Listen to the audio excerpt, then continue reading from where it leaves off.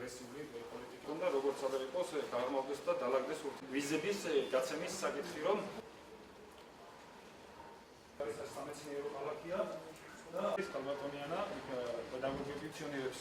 ეკლესია რომელიც აშენებულია და ოგნინსკი და რატომ ოგნინსკი ახლა მოგიყვებით ესე იგი მართლების კომიტეტის თავმჯდომარის მოადგილეს ბატონ მიხეილის პედაგოგიური აკადემიის ვიცე-პრეზიდენტი პირველი შედეგი რაც იქნება ჩემს მიერ ესე იგი მიღწეული არის ის რომ მაგალითად სიტყვაზე ვამბობ ქალაქ მოსკოვიდან იგეგმება 5 კაციანი ექიმების ჯგუფის ჩამოსვლა. ერთი კვირის განმავლობაში ისინი უფასოდ ჩაატარებენ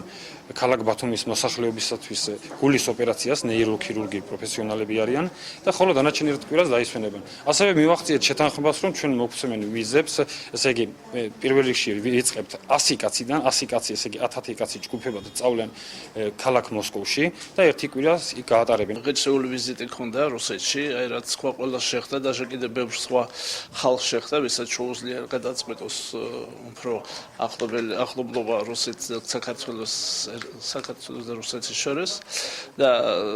რეალური და პრაქტიკული ნაბიჯები გააკეთა რეალური ნაბიჯები და მგონი ეს უკვე დაიწყებს მუშაობას გარდა იმისა გავლიან თუ არა საკრებულოში კაი საქმეს აკეთებენ რომელიც სჭირდება ჩვენ ხალხს ჩვენ მოსახლეობას და ჩვენ საქართველოს